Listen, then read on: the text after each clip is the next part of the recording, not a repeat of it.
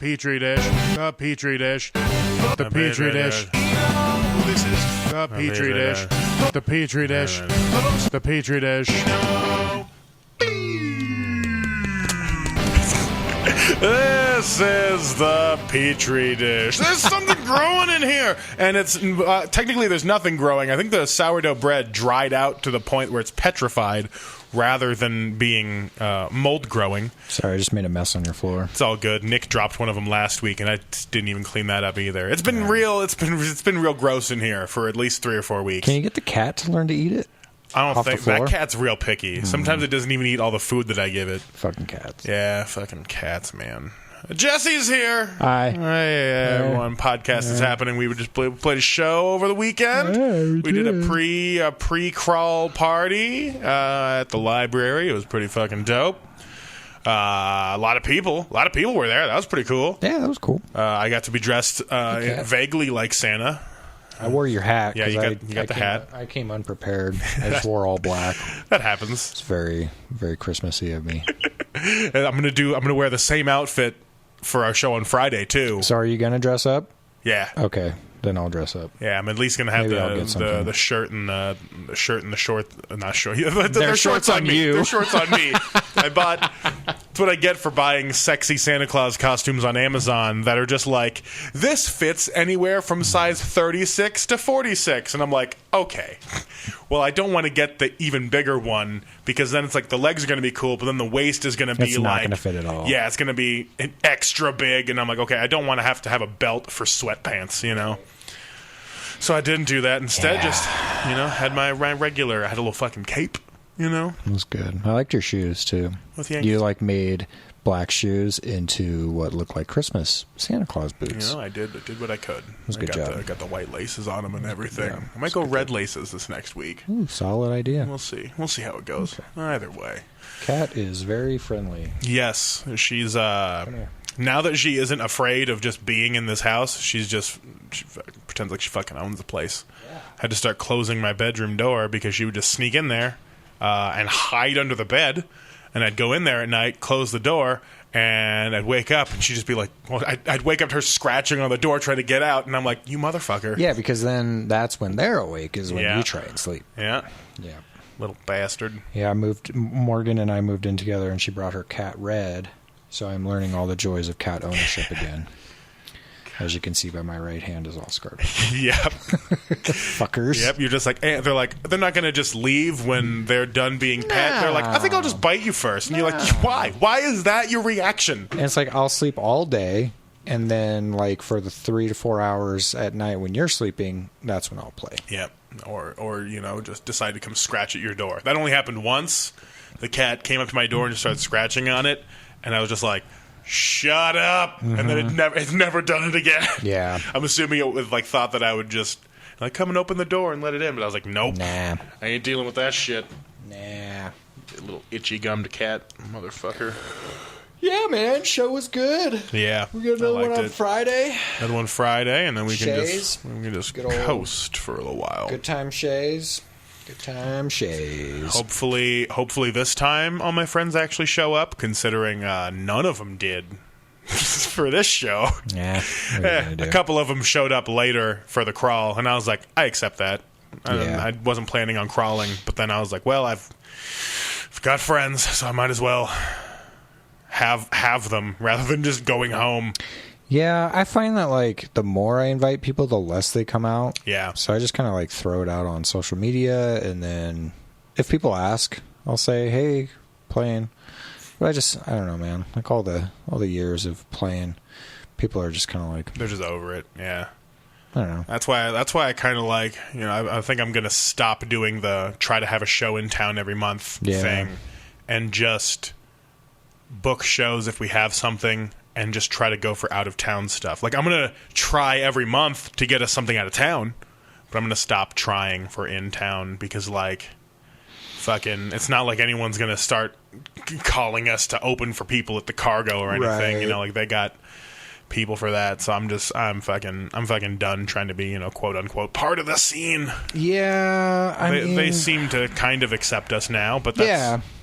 that's just more of like once you're around long enough. I think so. I think it's just like you either what is that Batman saying? You either live long enough. You either die or live long enough to see yourself become the villain. I You think either so, die a right? hero or live long enough to see yourself become the villain. I think you either die an unknown band or live long enough to be a band that just plays local legend, a local band that just plays around all the time. Yeah, and I don't want to do that. But. Yeah, I don't mind it. I mean, I'm cool with like what we've been doing, you know, like one show a month kind of type of thing. And we were hitting it really hard in the beginning, which is good, you know, when you're first starting out. But I don't think we should do that again. People just it just gets saturated, and I think then people don't want to show up anymore. Yeah, because people will just be like, oh well, you're playing in 2 weeks, so and then we get stuck in a rut of like whenever we practice, it's just for the next show rather than ever doing anything new, which kind of sucks. Right. Yeah, and so I want to write more and just like at least have enough material that we all like together enough to have a full length album, not necessarily record it and release it next year. Maybe record it, but just like I don't know. We've done 2 EPs and we don't really have anything concrete that's new yet. Right. So I just want to fucking try for something, you know? Yeah. I've never done a full length album of things that I'm like, here's an album's worth of songs that I'm proud of and I want to release. It's more been I've released 1 full-length album with my old band this year because I was like, well, here's all the tracks no one ever got to hear. Right. And I feel like they might as well like be out there for everyone because I wanted to listen to them. Well, you have the platform now too. Yeah. So.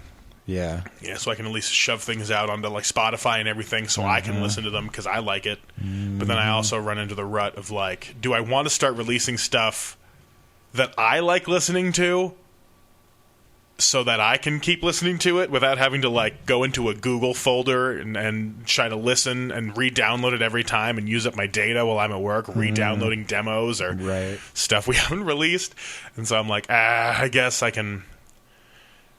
relax a bit on that because before I only wanted to release stuff that could be like radio ready, you know, but like at this point I'm like, it's cool that we sounded super awesome for our first 2 EPs, but I would rather also just have something that's like more true to things we can actually play live, you know? Sure, but at the same time, like, who wants to be on the radio anymore? Nobody. And that's why I just want to release more stuff to just stay consistent in like putting things out and being, I don't know, listenable to beyond just, you know, the idea that we are a band and then people can look that up, but then also like, what are we doing? It's like, I don't know. Right. Sometimes we play local shows, the end.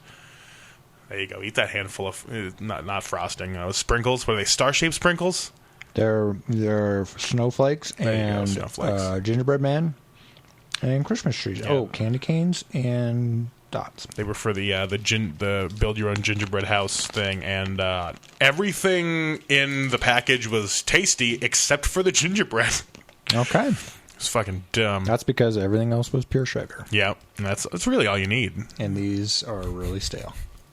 Yeah, they've been open and out on this table for a week, and who knows how long they were in the box. Well, I hope you enjoyed it either way. They'll sustain me through the podcast. Hell yeah. Thanks, Nick.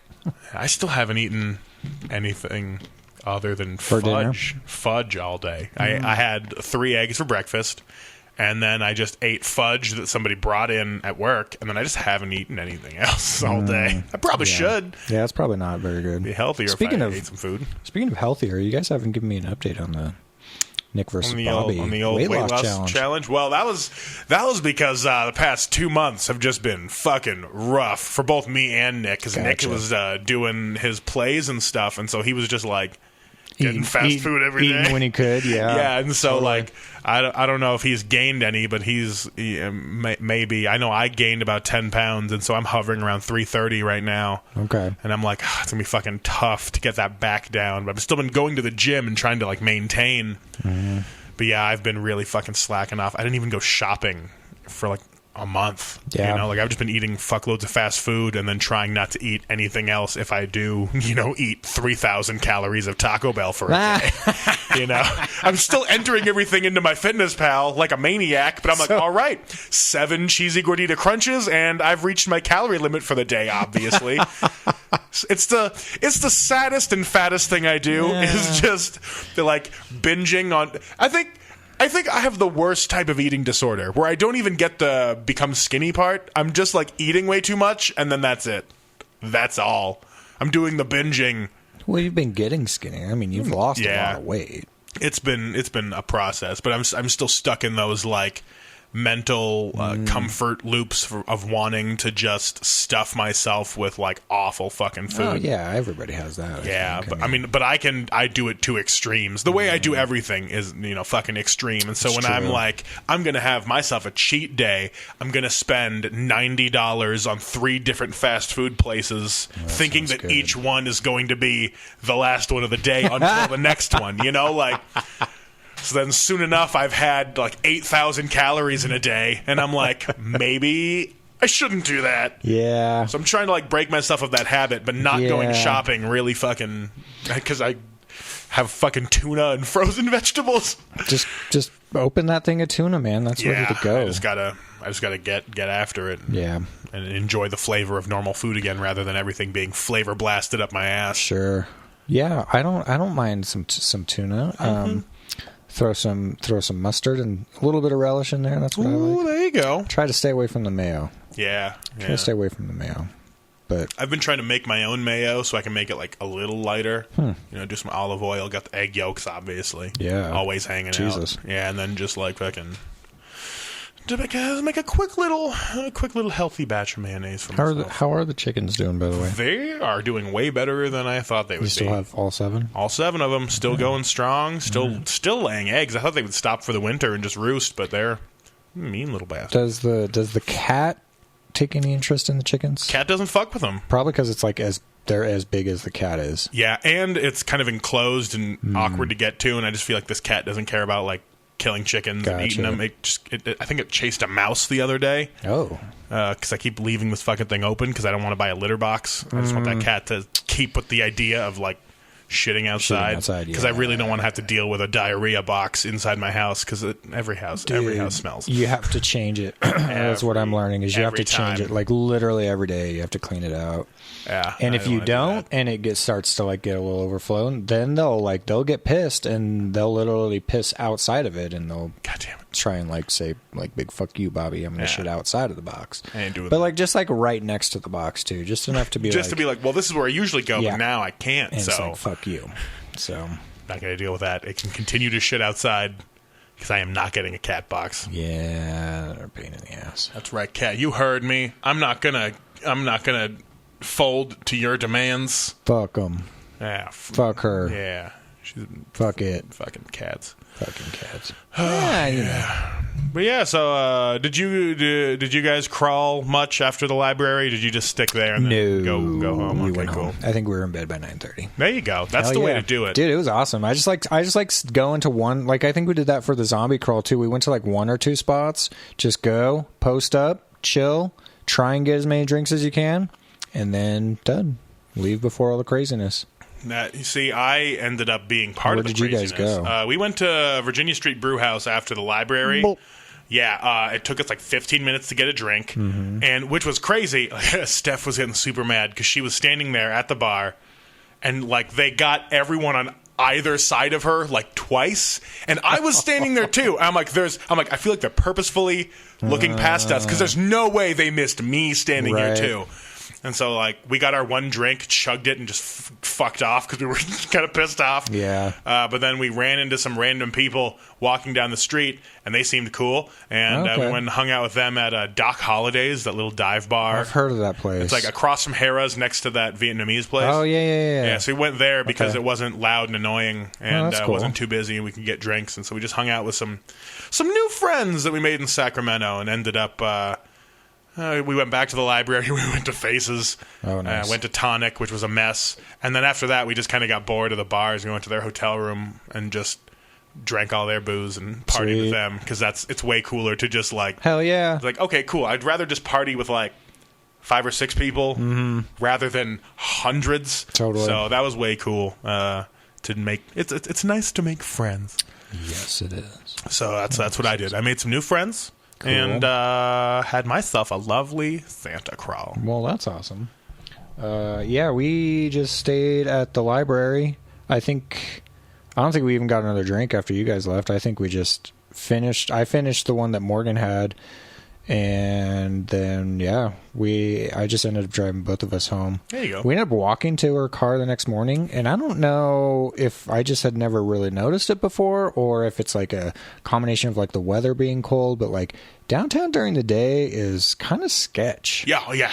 Like, I don't remember it ever being that bad. I don't know if it's because of like the increased like housing crisis or more people coming here or whatever it is, but holy crap, dude. Like, there was a couple spots where it was just like homeless people like really like staring us down, and like people like walking down the street kind of like giving us the eye, and it was just kind of like, whoa. Like, not to say I'm not going to like walk downtown anymore, but it was just kind of like eye-opening, like, wow, this has kind of changed a little bit. Yeah, it's getting a little crazier. That's why, like, you know, I always try to walk with people when I'm downtown, just because I'm like, hey, you know, no one gets left behind. I don't give a fuck. Like, I know shit can get bad here. So, like, if I know I have a crew, I keep tabs on everybody. Like, I make sure each person gets to the next bar, because, like, I feel responsible for, like, my tribe of people whenever I'm out and about. No matter how fucked up I am, I'm still just like taking fucking count of people like a fucking teacher. Goose. Yeah, I'm just like, what? We got him. Let's go. Yeah, I don't know. Have you noticed that? Yeah, I've definitely noticed it. And it's mostly just because, you know, I think, it's a lot more displacement. People are trying to like post up in a daily for a couple days, and when they don't, they just hang out outside of it with the people that they know, and then like I think maybe they like switch off or something, because it's getting.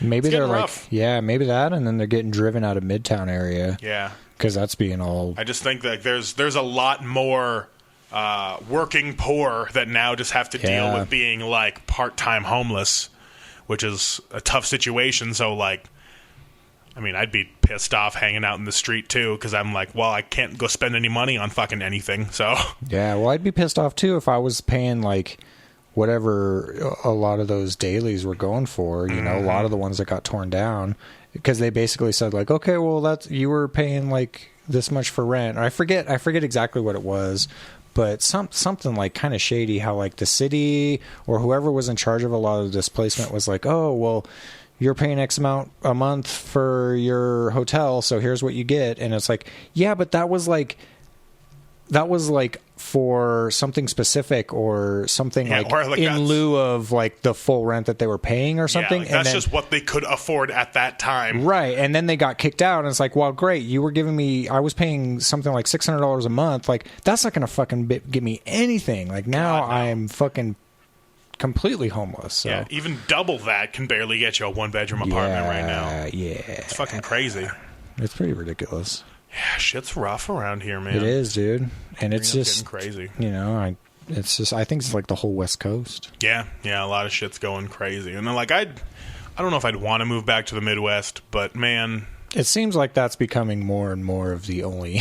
Yeah, like I gotta. I just feel like the coasts, like affordability is just moving more and more inward. Yeah, unless you want roommates till you're like fucking 40, like right. You gotta, or you're somehow like inherit a house or something. Yeah, because there's no way you can buy something in San Francisco or Santa Cruz or anywhere really. I mean, it's even here is getting way expensive. That's a game I was playing with my buddy Chris when I was walking around San Francisco. We'd be walking through a neighborhood. He's like, whoa, these are some nice places. I wonder how much they are. And I'd pull up like Trulia or Zillow and just be like, all right, this address specifically right here, what do you think it is per month, even if you did a 20% down on the mortgage? And he would guess, and he'd be like, I'm going to say this is probably like $2 million, so I'd say your thing's probably going to be about $3,000 a month. I'm like, this shithole that we're standing in front of that's way less cool than all the other ones around it, $6.5 million. And he'd be like, fuck off. That's fucking ridiculous. It's a fun game to play. Yeah. Ugh. I don't know, man. I just hope it doesn't end up like that around here. Yeah. They gotta. Luckily, we're not landlocked. Yeah. So I think we'll stand a little bit of stand a chance against it like that. But even still, man, shit's going up. Yeah. Fucking life. Shit's going up, man. And I don't know enough about economies and I don't know much about economic development, but I feel like they're just going to keep building luxury apartments and like catering to the quote unquote tech boom that's really just warehouse jobs, right? That aren't for Tesla because you work as a subcontractor and you get none of the benefits. Yeah. But we experienced that when we were looking for places this last fall. Everything is touted as luxury, so therefore they can charge a lot more, or it's low income, which we didn't qualify for. So it's just kind of like there's not really much in between. Nothing right in the middle. Which sucks because, like, okay, so you put quiet close hinges on all the cabinets, and it's now worth $1,800 a month for a 2-bedroom. Like, come on. Yeah. Or you put some ridiculous looking countertops. Like, I don't fucking need that. Yeah. Just give me a place that I can afford. Yeah. And be able to like save so that I may or may not be able to buy a house someday.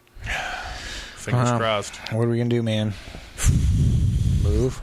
Yeah. Well, that's all I can think about is like I only have until 2021 in July that I have to call this place my permanent, not permanent residence, but my actual household. Sure. Because of the type of loan I got. So, like, once 2021 rolls around, then I can look at other places moving and just rent this place out. But, like, fuck, I don't know. I don't know about moving any other place because I really lucked out with the job I have now. Right. And there's only, like, 2 other offices I think they would let me go to if I did move anywhere. And one of them is Denver, but that area is also fucking expensive and crazy. And so, like, I don't know if I want to go there. And then the other places are like also just California. So I'm like, well, fuck. I can either live in rural California, and just get fucked by the taxes and not get paid enough, or go to basically a lateral move. I mean, not that Reno and Denver are really comparable. Denver's obviously way huger, but it's just like, man, it's basically. I don't know that I don't want to live in Denver. Yeah, like if I'm going to go anywhere, it's going to be because if anything, I'd go back to like Sioux Falls or to Minneapolis or Chicago, somewhere in the Midwest that's established enough. But I don't know.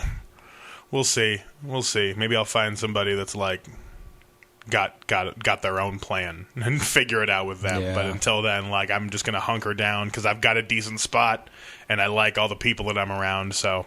Yeah. Fort Nashville is pretty cool. Ooh, yeah. Expensive as fuck, though. Yeah.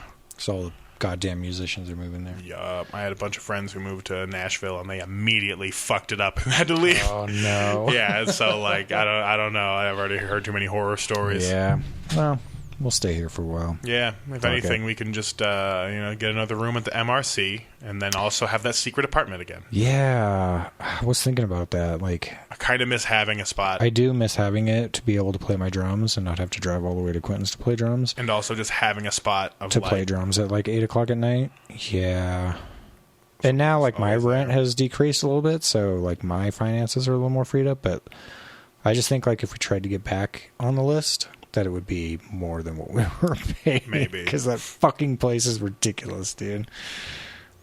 I might check it out. Maybe we should check it out. Yeah, just because, like, it would also be cool to just have a place to, like, store stuff, because I still have everything here of my shit, and then, like, and then I also just want a place that I could do demos independent of everything here, like, because I like having this little spot, but also, like, when I sit down at this desk and start making demos and stuff, I'm still attached to, like, everything else I could be doing. I could be doing podcast stuff. I could just be cleaning this fuckhole. Get distracted. Yeah, like, so it's so look at easy. This bread that's been out for a while. I should it's so easy. Because I'm like, okay, well, or this gingerbread material. Yeah, I'm like, I could do a guitar part over this one, or I could go do the fucking dishes for once. Or you could clean the icing. Yeah. Or you could clean the sprinkles. No, I'm not doing any of those. There are some good looking bananas there. A little green, but those are looking good. A couple more days, those will be ready to eat. Hell yeah. I don't like green bananas. Yeah, I don't know, man. It's kind of weird. Like, bananas are such like a fine to like such a fruit that's just got such a small window of opportunity to eat, right? It's either like bright ass green, looks like the Hulk's penis, or brown looks like a zombie's dick. right? And I'm not going to eat it when it's brown and mushy. I'm more into the zombie dicks than I am the Hulk one. Really? You know, like I like them. I like them when they just start to get spots, and then I'll take it like 2 or 3 days after that. But that's why I can't buy a bushel of bananas, or else I'm eating like 2 bananas a day for a week. I know. That's the thing. They sit there and you sit there and you look at them and they're green and they're green and they're green and boom, dead. Mm-hmm. It's like, what the fuck, man? Now I got to eat them all, or you do the thing that some people do is I'll put them in the freezer and I'll make banana bread, and you never make banana bread. So you just always make banana bread. You just have a bunch of black bananas in your freezer. I mean, I love a good banana bread, so I'm always down. Plus, I did that thing where I made the fattest sandwich ever of the French toasted banana bread, peanut butter and jelly that I funnel cake battered and deep fried. Oh, god damn it, I remember that. Yeah, honestly, like that. This is the first year that I've had a birthday that I planned all myself. Okay. And every part of it was fucking great. Because I was just like, I want to float the river. I just want to go to Z-Bar around a fire and just fuck off for a little bit. Yeah. And then I want to deep fry a crazy-ass sandwich and eat it. Okay. I did all those things, and it was the best birthday I could have ever had. Yeah, dude, that was a fun time floating the river. Yeah, I can't wait to do it again this coming year. I want to float the river again because now I got all the fucking... And we're going to do it more during the summer, too. Like, I just want to get float times together now that I have, like, 7... flotation devices laying around. Yeah. Just be like, all right, everyone, float day, and then we're going to Uber Eats some shit at the park at the end. Yeah, I was going to say, what was that, Carolina barbecue or something? That shit was good, man. Something like that. Yeah, I got to ask my mom what it was, because, I just told my mom, here's the finish line. Bring us food. Bring us food and presents. Yeah. Oh, I got to thank your mom and your stepdad, too, for buying us beers on Saturday. Yeah, they were balling just out kept of control. Bringing them, and I was like, what the fuck, dude? And, like, your stepdad looked so upset. Like, he was, like, I just looked over and saw him at the corner of the bar at the end where people shouldn't be because you got the bar back and the bartender, like, running in and out. And he was just, like, sitting there just, like, staring. Like, I guarantee everything in his head was just going, I'm too old for this shit. Yeah. I was feeling, well, no, I was having a good time. Yeah, it was fun. I mean, I wasn't even planning on drinking, and then I think I drank 5 White Claws just from them. Good. Because I bought one myself, and then my mom bought me 3 of them, and then she couldn't finish hers, and then she gave me that one. And then I drank one of the IPAs that they brought because they just bought a fuckload and brought it out. Yeah, I was hoping that they would have been the blondes, like the revision blonde, and rather than the IPAs.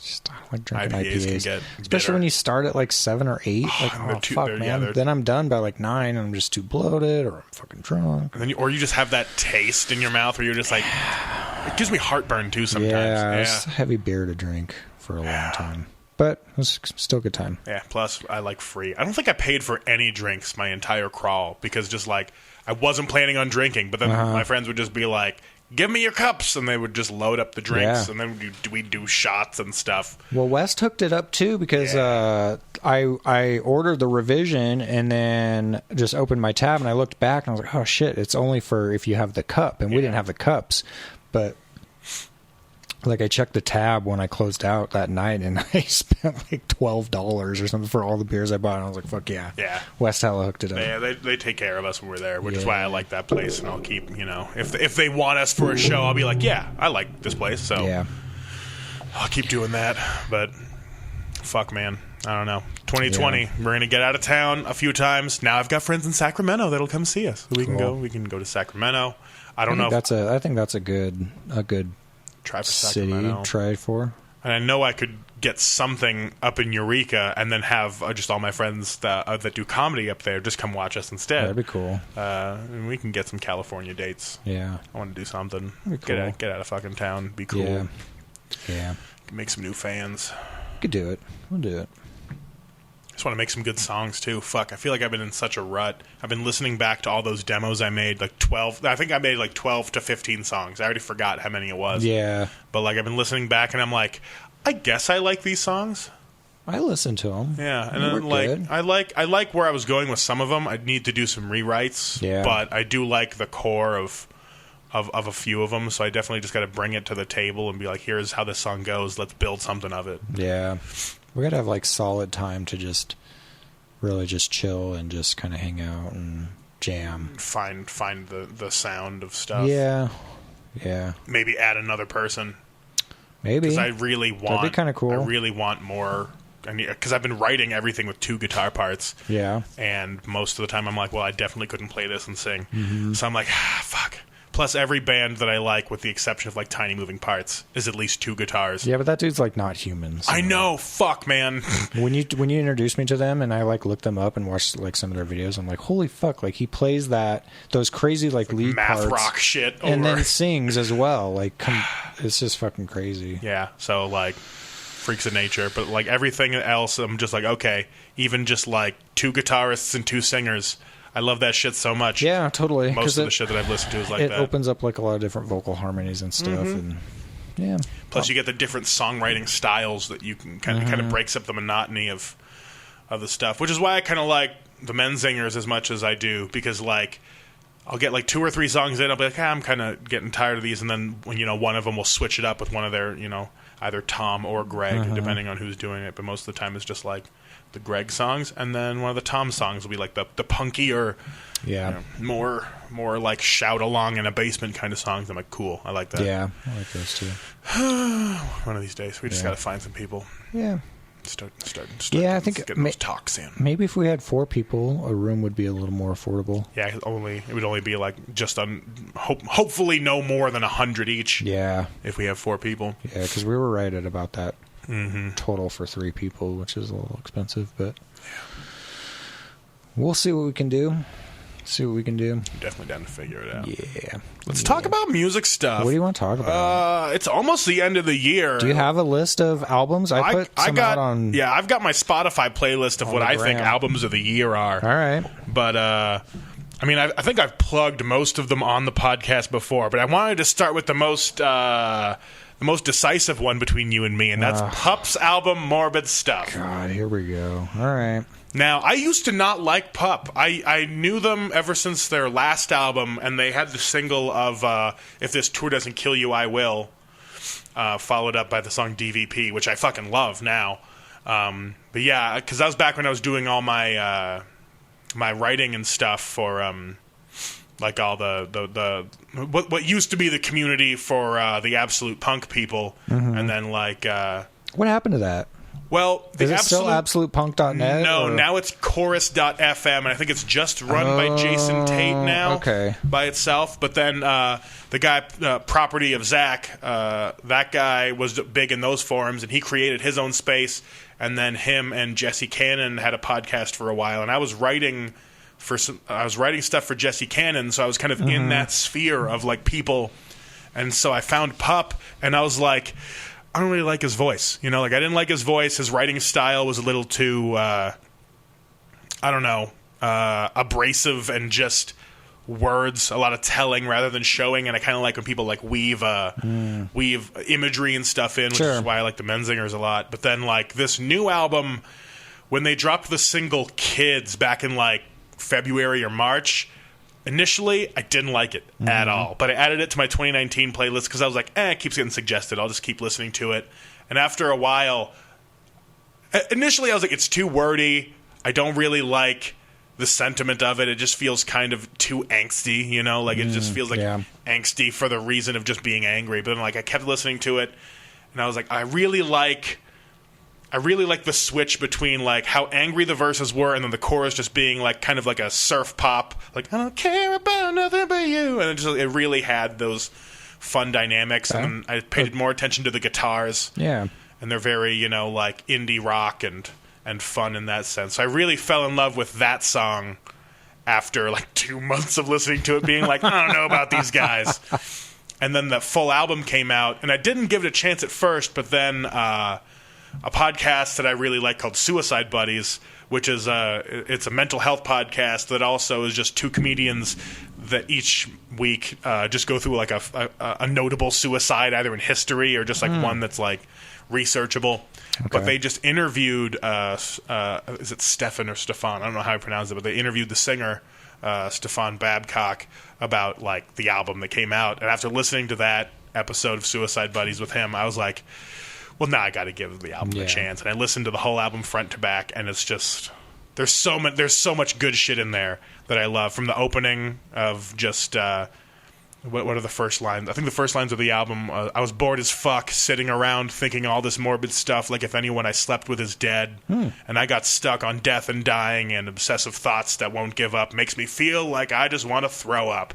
And I was like, I relate with that so much, where you just sit around being like, everything sucks, I suck, everyone I know sucks for knowing me, and I wonder how shitty everyone I've ever known is. And I was like, oh, that's terrible to think, you know, like... Yeah. And I was like, okay, I feel like that guy gets me, and I get him, and so like, I dove into all the lyrics in that, and there's just so much good like story building and words in there, because not every song is wordy for the sake of him getting words in there. It's kind of like, I guess he has like characters in each song. It feels like, and he's narrating some of the stuff rather than it being a direct thing that he relates to. It's actually just like a story he's telling from the perspective of somebody. And so I love Morbid Stuff as an album. Especially, I think the most notable song for me this year from that has been Scorpion Hill. It's either that or there was another one that was like... It was kind of what pulled me out of like my breakup slump. Just because it's kind of mean-spirited, but it's such a catchy and fun song, and it's not that I relate to it and I wish ill upon anyone, but it's a song called "See You at Your Funeral," and it's just what's the chorus? I hope you're doing fine on your own, because after everything we've been through. You better hope you find someone, but you won't. Because after everything we've been through, oh, baby, I want to know. And then he goes into the verses of the things that he does or is in the middle of doing. And it's just such a bitter but catchy song. Yeah. So, yeah, See You at Your Funeral and Scorpion Hill are my two fucking favorites of that one. Yeah, you touted it so much. And then, like, I just got tired of you touting it. And I was just like, God damn it, shut up about pop. I get it. Talk about something else. But I think I listened to it, and it kind of, I just kind of not really my thing with like, because they write like a lot of like that kind of like weird. There's like it's almost like a juxtaposing like or whatever of like the vocal harmonies versus like kind of some of the guitar riffs, and so it just kind of doesn't sit well with me and that sort of thing. Like I don't know, I like a lot of like. I don't know, like pop music. I grew up with a lot of pop music, so I like a lot of that, like you were talking about earlier, that kind of like tension and then release, where like there's like a chorus where there's a lot of harmonies and stuff, kind of like, I don't know, it's hard to explain, but kind of like fits together, kind of resolves, and then everything kind of like flows. I guess I don't know. It's hard to explain, but when you have like stuff like that I feel is kind of like contrasting each other. I don't like it. Yeah, because I definitely get it, because they have one guitarist who basically is just soloing most of the time. Yeah, so I don't really like that either. Yeah, but it's it's simple little repeating phrases though that like kind of help drive one melody, especially because the singer is doing a lot of yelling most of the time rather than specific singing. But then they kind of make up for it with like melodic gang vocals at the same time. From what I remember, when they talked about. When they met with their producer, he said he wanted to make their sound as chaotic as possible because... Oh, cat's playing with fucking mouse toys. Wow. Because he said when he watches them live... It seems like they're always just about to fall apart, but they never do. Like the wheels never fall off the bus, but they always seem like they're just about to lose it and not be able to have it together. And so he said he wanted their music to have that same spirit where you're like, it's all here, it all technically fits, but I feel like it could be shitty at any moment. Well, I feel like go bad. I feel like it's not sitting right. It's chaos and it can be a little grating. But I love that because I feel like they are. Not at the forefront, but it's definitely a newer style of punk because it went away from, the late 2000s neon punk era of like All Time Low and stuff. Right. And, Easycore had its moment, in the early 2000s, and it really helped propel a lot of bands.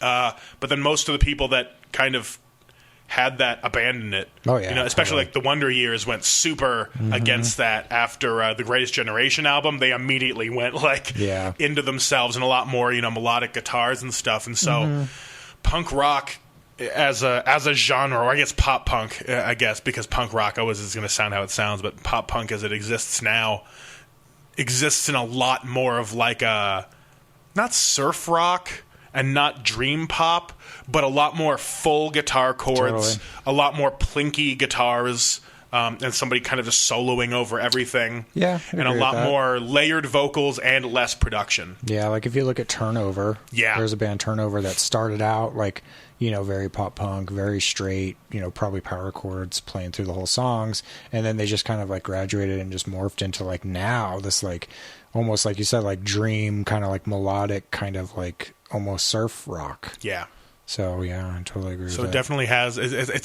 I kind of like the direction that pop punk is going in now, and I don't really want to inhabit exactly what's going on with them because I still love people like the Menzingers and stuff. Yeah. Where it's still more like Americana roots rock stuff. Yeah. Rather than like hectic pop, but I do like the ethos of it. Of just like, yeah, we're making pop music, and it technically doesn't sound good, but we make it because we have, you know, we're raised on radio rock and things, but also we just want to yell about shit in basements still. Yeah. And so I kind of like, there's a lot of bands right now coming up that I've enjoyed.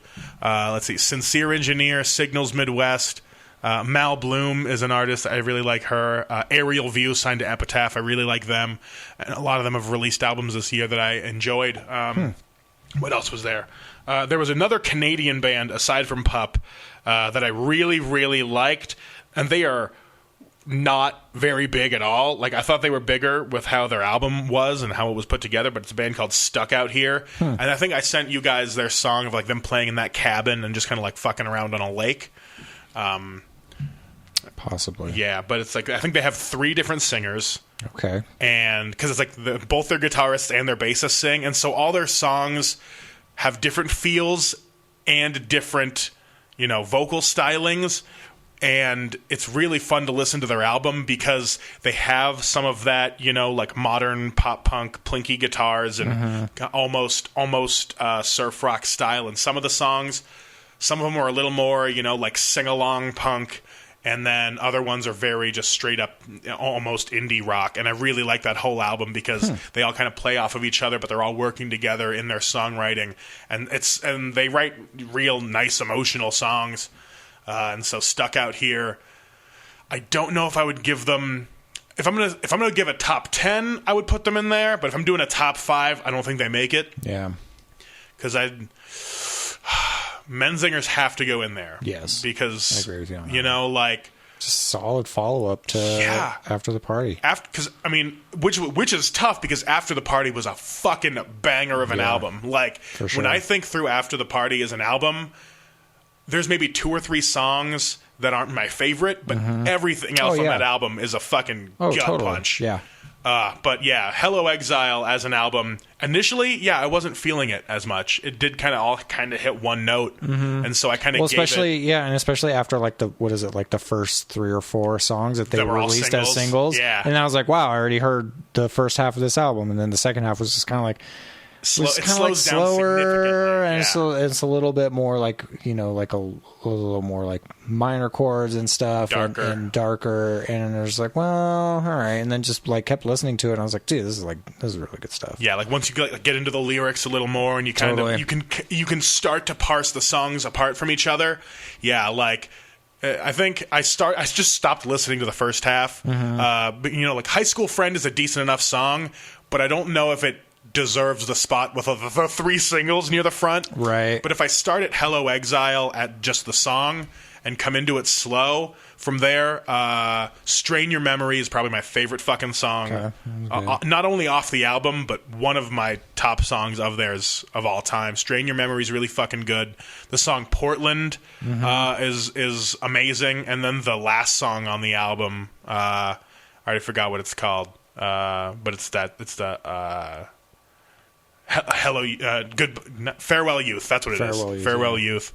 There's just so many good fucking songs, but like, fuck, it's really hard for me to parse which one I would put at number 1. Pup and Menzingers both really did it for me this year, but Pup came in earlier with the songs, so like, I had more time with those songs than I did because I think Pup released their full album back in like April or May. I thought it was early, right? Like, yeah. Okay. It was pretty early this year because, I definitely used their whole album as an emotional crutch for a while. Sure. And then As Menzingers didn't release till end of September. Which is weird because they released the singles like all throughout this year. Yeah. I think they had 3 or 4 of them out because they did. I hate when bands do that, to I be know, honest. because then half the albums. Yeah, but then on the other hand, like when they don't do that, like Bayside did that with their latest album. And I feel like the album comes out of nowhere. And then I listen to it for a couple days, and then I'm done with it. Yeah, because then it just kind of falls off the radar. Anchors me in it. Yeah, it's tough.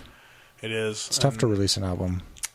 Yeah, and so that's why I think Blink-182 did it wrong for me, because Blink-182 will always be like one of my favorite bands, but they released a few singles that I really enjoyed, like Happy Days and Dark Side were great singles. Yeah, I like that song. They did another one. Is that the single where the kids were doing the Fortnite They were all doing dances? like Fortnite dances and stuff. Yeah. But I really enjoyed, Matt Skiba's writing on that one. I like that song. So they did really good. And then they had a couple of other singles that I thought were decent. But then the whole album altogether, a lot of really lackluster songs. Yeah. The only Same ones thing with the last album, California. Yeah, a lot of filler songs, I'd say. But and they're another case where, like, if I was making a top 10, I'd put them in there. I don't know if I'd put them in my top 5. Yeah. But I think, what's the other? I think I liked the song Heaven off of it. Okay. And that's the, like... I do think this one... Angel Wings at the bus stop. Yeah. Yeah, I liked that one. I think this one was better than California. Definitely, yeah. Because they let themselves be their actual age this time. Yeah. That's what bothered me about California, is I'm like, these are dudes in their 40s singing songs like they're in their 20s. And, like, that's what I respect about the Menzingers. Every one of their albums, they're aging with it. Appropriate, yeah. You know, like... Because, like, I think in every album they have a thing, like, in After the Party is, what are you going to do when your 20s are over? And then in this one, it's, how do I steer my early 30s before I shipwreck before I'm 40? You know, like, they keep up with their age, where I think Blink wasn't doing it right. Right, yeah. Well, and I don't even know how much of it came into, like, I forget which song it is, but there's a song on this latest album where there's, like, 9 writers on it. 9 people credited as writers, and it's like, come on, like, you're writing, like, I don't know, you're writing Blink-182 songs, like, just write the songs you were writing before. Right. And so who knows, like, what roles the Goldfinger dude and all these other people play, but I feel like that's kind of plays a part of it. It's just kind of like this big thing and so many people involved, and I don't know. Yeah, I feel like they lost the core of what I think so. They should be doing, which is why I feel like Tom DeLonge had them rooted down, which is like, I like Neighborhoods as an album. It's a little disjointed, but a lot of the songwriting was like the best that they did because they were writing specifically about themselves in that moment and kind of like tossing it back and forth between like Tom's studio engineer and like whoever like Travis and Mark were using. But then Tom's guy, the guy he used for all the Angels and Airwaves album before that, Critter, who died, which sucks because I really liked his producing with them. He like mixed and produced a lot of Neighborhoods, and I liked that they had that familiar sound. Yeah, because they didn't have Jerry Finn, who really made Blink-182 who they are through the albums they had him, but. At least it kind of still sounded like they should have. Yeah. And then they put out that EP afterwards where they actually were all together in a studio, that Dogs Eating Dogs EP. I thought their writing was really good on that, too. But I get that Tom wants to chase aliens and have multimedia projects. Because I'm that same amount of crazy. Like, if I was as big as them and had as much money as they do, I'd want to do that shit, too. I'd be like, yeah, let's make comic books. Let's make a movie that goes with this album. Let's do fucking everything. And Mark just wants to go and play greatest hits shows in fucking arenas. Like, I get that. But, man, like, as an artist, I never want to think, like, oh, I've already made my best songs. Yeah. And so now I can just have fun and coast on that. Totally. So... Yeah. I think that's what I read too, that like that was kind of like the splitting factor was like Tom didn't want to do a lot of co-writing with Goldfinger dude. Yeah. What is it? Feldman. Sounds like a dick. John Feldman. From what I've heard. Yeah. We kicked everybody out of Goldfinger and then just replaced them with like touring acts. I mean, he probably just feels like he knows best, which makes sense. A lot of people get in that mode when they get a certain amount of like success when they're power. They're just like, okay, well, this is my project, so. Well, and then you write Ashley Simpson songs, and so what are you gonna do? And fucking make what was that shitty thing? 5 Seconds of Summer. He like produced their albums, and so I'm like, dude. Yeah. But he also produced like Story of the Year, that first Story of the Year album, which was just kind of like that, like that kind of one hit kind of thing, and then they kind of went off and did their own thing, and they just like fell. Yeah, and that's where I think like they were another one of those bands where they were riding the easy core wave, like they could get away with it, but then it was just like after it fell off, it's like nope. Yeah. So all right. What's next on your list? Let's see. I already revealed my number ones, but like everything else this year that surprised me, there's a guy called Orville Peck, who's a gay Canadian cowboy who wears like a tasseled mask and sings like 50s style like spaghetti western music. Okay. Super well done though, and all the songs are very not loungy, but like if you heard them in like a dusty Carson City casino, you'd be like, this fits. Appropriate. You know, like the songs could all go in a Fallout game. Interesting. You know, and so, but it's like great music.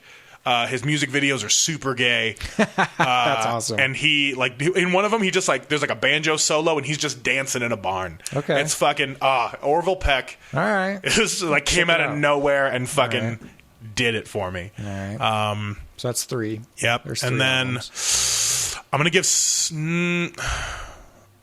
Slater Kinney can be, like, 6th. I liked their album. They have some great writing on it, but nothing stands out to me. Like, I can listen to that album front to back, and it's great. I don't know if I can put it in my top of the year. Now I got to go back. Oh, newer band called Ramona came out recently, and I'm gonna give them a spot in my top 5. Ramona's album Deals, Deals, Deals. Okay. 2 singers.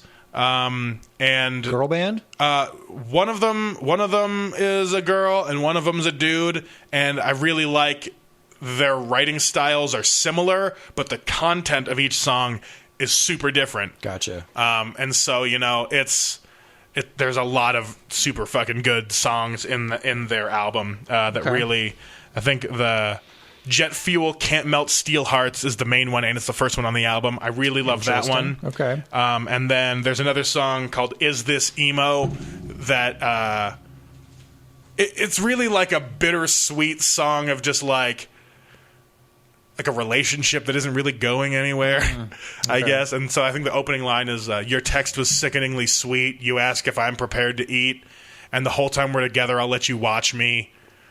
Who'd you trick your eyes to see? I think is the opening lines. And I was like, fuck, I really like this song. Okay. But it's, you know, like simple songwriting, but just like amazingly done. And if I have to give my other top spot, I mean, I listened to them the most this year, and their album really did help me through a spot. Off With Their Heads, newest album. I remember them. Because Disappear, I mean, that song. I watched that music video far too many times. Yeah. The rest of the album is a little one note and a little, you know, just kind of, you know, like punk rock. You know, like it's straightforward and it knows what it is. But the songwriting content of it is super good. Like they know what they are and they do it really well. That's good. And so I really like Off With Their Heads album. I like that song. Yeah, the song Disappear. I think you showed me it. Yeah, super fucking good. That they definitely have earned a spot in my top 5, I think, because I listened to at least that single a fuckload of times. Nice. But yeah, so I'm gonna give it. If I'm going fifth to first, I'll go Off With Their Heads. I'll go Ramona. I'll go Orville Peck, and then I'm just gonna have to tie first and second with Pup and Menzingers. All right, it's fair. It's good. Solid 5. Yeah. I was trying to go for 10 this year, but I didn't even get anywhere close. Yeah, I think I got like 8, and that was kind of like a stretch. Yeah, like I could choose 10, but my heart really wouldn't be in like the 3 near the end. That's how I feel too. Yeah.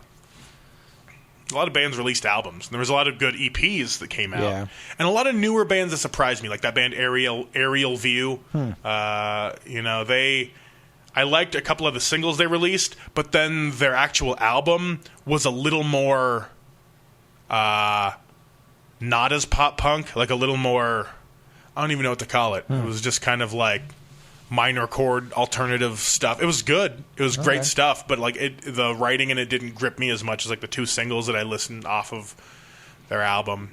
Sure. You got any? What's your top 5? Yeah, I got what a couple. You thinking? I don't know that I have a top 5 because this year for me, music, I've just been like falling off a little bit. Just at least stuck. the top 3 and or I have things that struck you. What do I have here? I have 8 albums that I kind of said like these are what I listened to the most this year.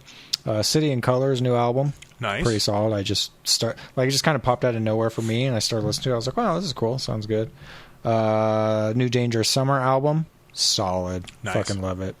Tessa Violet's album, yeah, which I feel like half of it came out last year. That's singles, why. So I'm just kind of like but I still like it, and it was still released this year. So fuck off. I love the album, and I love all the fucking singles. Yeah, and they're all like a lot of like crazy pop music like that is like all like overproduced and machine made, but like this is like with instruments, and it like she toured with like one of my favorite girl drummers, Jess Bowen, who is like fucking awesome, and I was like, yeah, cool. We talked about the Menzingers, Hello Exile, for sure. That Lizzo album, that's pretty cool. I did love that Lizzo album initially, but I really fell out of love with Lizzo in general. Really? Like halfway through the year. Any reason in particular? It's just like overplayed? The veneer started to peel off, and I don't really like her as a performer, I guess, or as a pop figurehead. Like I get that she has to be the extreme in the situation she's in, but like I don't know, she's just not for me. Like I really liked the album, especially it was the opening track, Jerome. I really fucking liked that song. And then, of course, Truth Hurts as a single was fucking dope. And there was a couple great songs on the album. But, like, altogether, I was like, I'm over it.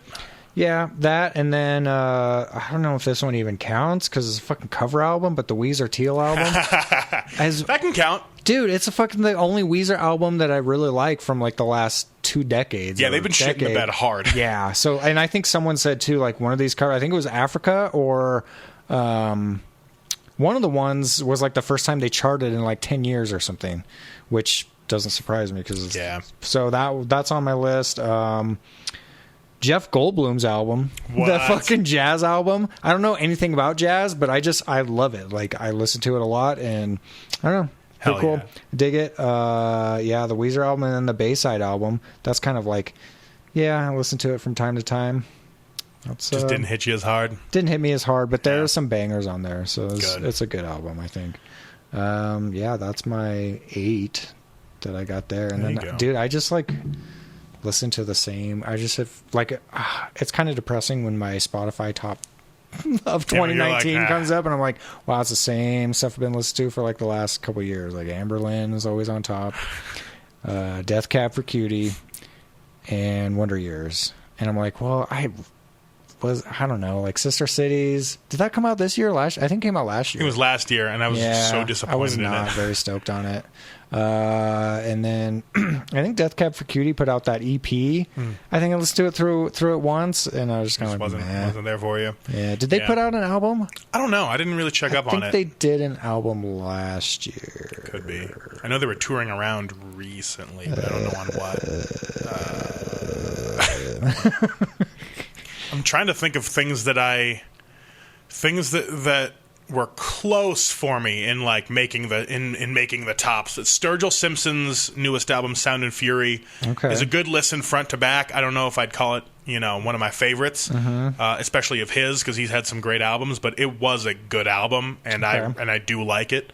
Tiny Moving Parts had some great singles off their album, but their album altogether doesn't really grip me. It's all a little one note, but their song Medicine, I think it's called. Yeah, Medicine. It was the single off it. I really enjoyed that song, but their album altogether didn't quite get me. And then Tessa Violet was another one where I feel like it's been around. I feel like half of it was out last year. Yeah, but for the back half that wasn't full of the singles on it, Bored and Wishful Drinking were both really solid ones off that album for me. Yeah. That if we're not counting any of the singles, like, because Crush is, of course, it was probably my top song of last year. Oh, totally. Yeah, I listened to that one fucking nonstop all the time. What? The band Pew Pew Pew. Yeah. Did they release something this year? They've got a full album, Optimal Lifestyles, that came out this year, I think. Okay. And it came out really early in the year, I think, too. I don't think that's one of the March ones that I was 1st. really into. I think I was really into one of their other ones. Okay. Which one is Polynesian on? Optimal Lifestyles? That one is from Optimal Lifestyles. Yeah, that's the one that they released this year. Okay, yeah. I like that song. And so, like, their whole album altogether, it doesn't, like, I feel like the flow of the album is wrong. Yeah. There's a couple filler songs that really don't hit me right, but there are some great songs on it, like 65 Nickels, The Polynesian, and Skate 2. Like, those three songs are in the middle of the album, and they're fucking awesome. And then the last couple songs on the album, I Want to See a Wolf, I like. Yeah, dude, that song's fucking rad. The last one, Thirsty and Humble. But then, like, the rest of it really just feels like filler. Like, they wrote songs and had to put them out. But I'll add that one to my list. Yeah, honorable mention. Pew Pew Pew. So I get a solid 9. I'll add that one. And then listen to a lot of that band. Warm Thoughts. That was, I think, last year, a couple years ago. Yeah. Arms Aloft again, a couple years ago. What else? A lot of jazz. I got like a Christmas jazz playlist. Yeah. I got like a lot of just like kind of stuff that I just kind of listen to at work. Got really into like a French indie pop playlist. A French jazz playlist. What else do I got? A lot of soundtracks.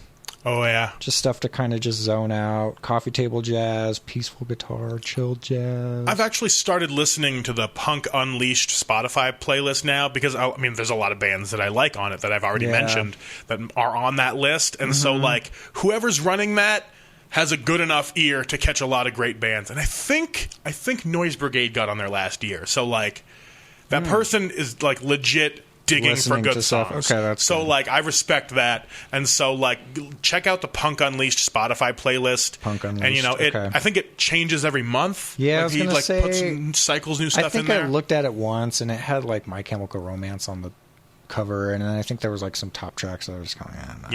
I think the top tracks right now are Pup, Menzingers, Tiny Moving Parts, you know, a couple bands that I already enjoy, and Off With Their Heads and stuff. So, like, there's some good stuff in there. And it's just sometimes you just got to put it on shuffle and skip it after a minute if things aren't hitting you. Yeah. But I found some good stuff through them this year. Let's see, what else? What about the old singer from Yellow Card? He's got new stuff? I don't know if it's new. I checked it out. Let me pull it up. Sorry. William Ryan Key. He had a bunch of EPs released, but no full albums. And I think, see, this compilate or this like culmination of his 2 EPs came out in November of last year, which I was really into. You said Punk Unplugged?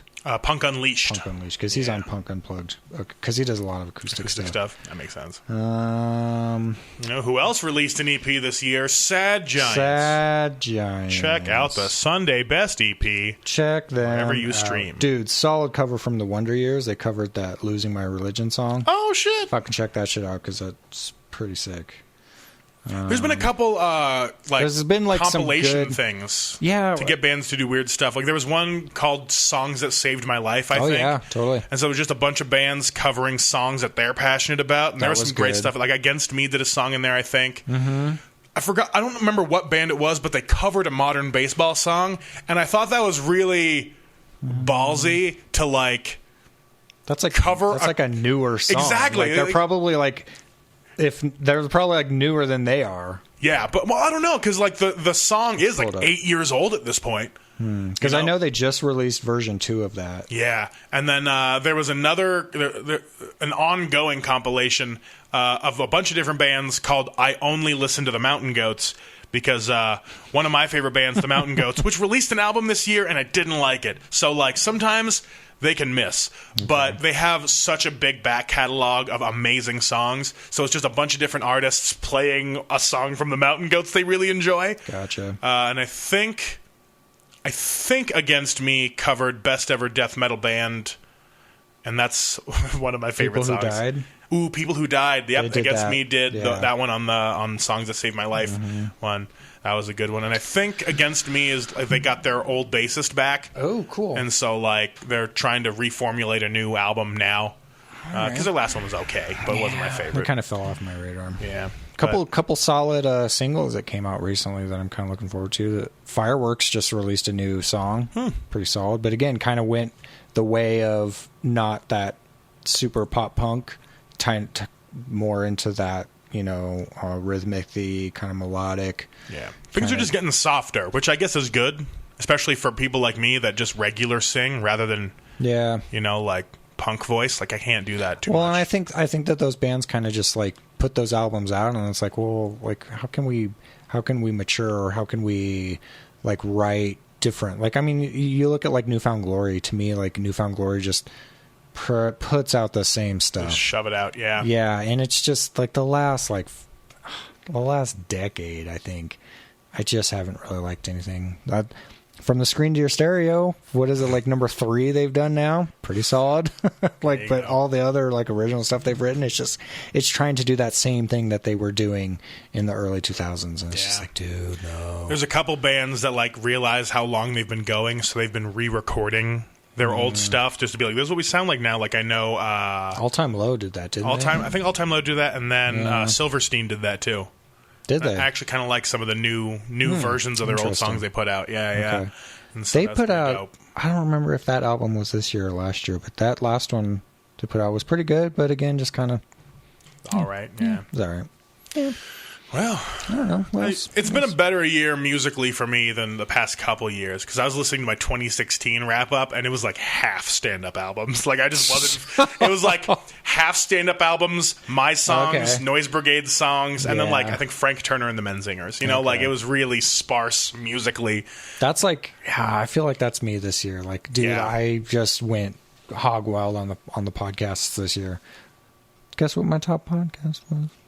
Is it this one? Well, it was Post-Nuclear Arena until some fucker changed the name. Hell yeah. Yeah, and then it was this, and then just like a lot of random ones, like Golden Knights hockey ones, Watchmen podcast, Chernobyl podcast, like ones that like relate to the TV show, and then I'll just like listen to, and then just, so that was all of that. And then, just like random ass shit that I just kind of all over the place, but maybe the Sad Giants will... put something big out. Get something out. I would love to put a full album that's like it's thematically expensive. Similar front to back, but like we gotta find a way to record it. Not cheaply, but we can't spend $5,000 to $6,000 to do it. Yeah, either. That's where I think like I kind of want to get a room at the MRC so we can demo super effectively. Be able to parse the songs out a little more on exactly like this is the verse chunk, this is the chorus chunk. We're going to compose it so that we can go into a studio that's cheaper, know our parts front to back, have like go to an hourly rate place and just hammer it out, and then spend like a solid chunk of change. Like most of the money, like I'd say I'd budget like at least $2,000 just to send it to someone to mix and master. Yeah, rather than like keep trying to like hammer out EPs. Yeah. So I think that got really expensive. Yeah, it did. Fuck. I don't know. We can get it somewhere eventually. But I want to change up the formula somehow. Get out of town, record something else. Yeah. Get some stability back in here. What you got coming up? Fuck. Comics and coffee tomorrow? Comics, yep. Well, today. Coffee and comics. Yep, since it is Tuesday. Every Tuesday, I'm going to go check that out tomorrow. Because it's not going to be Christmas Eve, but every other Tuesday. Okay. But that's happening, and we have our show at Shay's on Friday. We get to headline. Even the poster is themed around us. Ah, yeah. It's the Iron Giant crying. I liked that design. That's always like I love opening and I love closing, because just setting up the drums. Like I don't want to have to I like opening because I can just roll in, set your up time. drums, and then as soon as I'm done, not take them off the stage, take my time putting everything away, and then come back and relax. When we headline, come in, have all the time in the world to set up. Have all the time backstage. in the world to start setting up backstage, and then play, and then done. Don't have to worry about like taking off and what is it, like interchanging the instruments and Especially stuff. now that they have that little restaurant up in there. Oh, man. Now that we don't have. We're not opening, so we don't have to worry about trying to set up drums in a restaurant that's still running. So we have a little time. Yeah, that's gonna be a shit show. Yeah. What do you think? I don't know. We'll figure it out, I guess. We'll figure it out. What do you want to eat? What do you want to eat before the show? I've been doing. Oh, dude, I don't know if we have time to talk about this, but I've been doing a lot less meat. I watched this documentary on Netflix, which I'm sure that's how random shit happens for a lot of people. But I don't know, dude. It was pretty inspiring. I think it was called Game Changers. Okay. And they showed like a lot of like top level athletes that are like purely vegan, and I was like, wow, it's kind of crazy. Obviously, I'm not a top level athlete. Yeah. Haven't engaged in any physical activity in like the last month, but it's just kind of eye opening for like a lot of the health purposes, and definitely not going to go full vegan because I love cheese. It's fucking rough. Yeah. Yeah, I think we've been trying to eat a lot less meat. So, but aside from that, what do you want to try and eat on Friday? I don't know, man. I mean, I'm down for anything just because like I can eat fucking whatever, but I'd be down. I've started going to Sizzle Pie more. Yeah, me too. Sizzle Pie, fucking solid. It's solid even now. their vegan pizzas and stuff. Dude, like yes. I liked that shit. It was good. As much shade as I threw when they first opened, I think they've ironed out a lot of the kinks. Yeah, like they've got it together. I've gone there like twice in the past month now. Same. It's super good. Yeah, when Morgan and I moved into the apartment, it's like right down the street. There you go. So we got like one to go, and it was solid. Yeah, I like Sizzle Pie. I'm down for that place. We might be able to do that. I'm down for Sizzle Pie. Might be able to do that. Hell yeah. What else you got coming up? Don't ask me because I don't do anything aside from bands. So. I mean, your plug can also be the 20th. Okay. I'm getting my wisdom teeth out on the 27th. What? For real? Yeah, so I won't even be able to. I still have mine. Man, oddly enough, I have to get at least the top ones out. Well, the bottom ones too, because the bottom ones still have little skin flaps. They're tough to get in there, even with like the water pick. Yeah. And so, but my top ones are starting to flare out, and I've been biting the fuck out of my mouth recently. Yeah, so like I'm fucking done with these motherfuckers. I'm just gonna yank them out. Do it. I really hope it goes smooth because I don't want to have fucked up holes in my mouth for forever, like I already do with this fucking tooth. But like, the one thing I'm worried about those once I get those out and my teeth have room to spread out again a little bit, I think I might lose these two because they're just baby teeth being held in by my other crowded teeth. Still have your baby teeth? Yeah, because these three they didn't have adult teeth behind them. I lost this one back in high school and just nothing was behind it, and these two nothing behind them. So like, eventually I'm gonna be missing fucking like 3 teeth in the front of my head. Dude, just get them all pulled and just go dentures. So much easier. I thought about it. So much easier. I thought about trying to go dental implants, but those are expensive as fuck. Yeah, that's way expensive. We're on the subject of teeth. Yeah. I just made my first dentist appointment in like the last decade. So, hey, knock on some wood there. I hope nothing's... I mean, I haven't had any pain, but who's to say that something isn't growing in there? Yeah, you never know. Yeah, so I'm kind of worried about that. Most of the time, there's always something. I know. But I've never had a cavity in my life either, so... Never had a cavity, or it's again, knock on wood. Probably just jinxed myself. But yeah, I didn't. Mr. Moran, you have 37 cavities. Yeah, like every one of your teeth has a cavity. How do you chew stuff? Fuck. Yeah, I think I didn't go to the dentist once for like 3 years, and I went in, and it was bad too because like not only had I not been in 3 years, I had just started like my antidepressants and stuff that year, and it was not a good year for me. So I was not keeping up with dental health, and I went in. They were like, "You have 7 cavities." Jesus. They're like, some of your gums are in danger of like fully receding, and I was like, "Oh shit." Ooh, see, I think I got a little bit of that. Yeah, so I've really woken up to my dental health since then, especially because I'm already fucking missing teeth. So, like, I can't be missing teeth and have bad breath and have shitty teeth on top of that. That's a bad combo. So, yeah, I started, I don't know, a while ago, a decade or two ago, I started brushing twice a day, flossing regularly. There you go. And do mouthwash, too, sometimes. But that what is it, Listerine? Yeah. Man, that shit burns my mouth. I can only do it for like 10 seconds. It burns real good. I can't do it anymore. Just do the non-alcohol mouthwashes. And then, like, my girlfriend makes fun of me because I make all these stupid noises. Because you're, like, spicy. She's like, this fucking nerd. Yeah. So you doing that on the 20th? Yep. Dude. No, 27th. Oh, 27th. So 7 days after our show, I'm getting my teeth yanked at. I'll be high as fuck for New Year's. Definitely not going out. Cool, yeah. Yeah. Throw a party here. Maybe. Might as well. We'll see. You got a good view for the fireworks, right? Yeah, because we did the 4th of July fireworks. Yeah. Yeah. I could have a little party here. Let's do that. Put something together. I'll call my people and we'll just have ourselves a fucking New Year's party. Let's do that. That sounds like a big good idea. Hell yeah. Yeah. Gotta find someone to kiss for New Year's. Well, gotta start off the year right. I'm taken, so sorry. It's all right. You could kiss your cat next time. You could probably kiss him. I still don't trust that cat enough for me to put my mouth on it anywhere. Yeah. Still bites every once in a while. Yeah. Not recently, and I've definitely just like I've been testing it too. Like I've just been squishing its face with both hands every once in a while. Still super chill. So like nice, okay. I think it's finally comfortable. I think so. It seems pretty comfortable when I was playing with it. Yeah, so now I think I officially have a cat. It exposed the belly for me, so I think that's always a good sign. Fucking cats. Fucking cats, man. Well, I want to get a dog, but what are you going to do? Get one. Yeah, just make sure you're not allergic to it first. They're expensive, too. Yeah, and I got to get like a small one for like an apartment. And that's small ones all have health problems. And the tough part, though, is like they need daily care. Like the cat, I can just like fuck chihuahuas. Not care about it for a while. Right. Like a dog, you can't leave town with a fucking dog. Right. They get shitty. Yeah.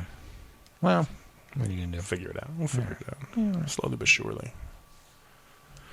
Well, that's been the podcast. Thanks for coming, Jesse, and thank you all for listening. Go check out all those bands and albums we suggested. If you like any of it, we can be friends. If you don't like any of it, fuck you. I don't know why I'm so great. Your music choices are yours, and I'm happy with whatever you enjoy as long as you enjoy it with your whole heart. That's about it. Bye.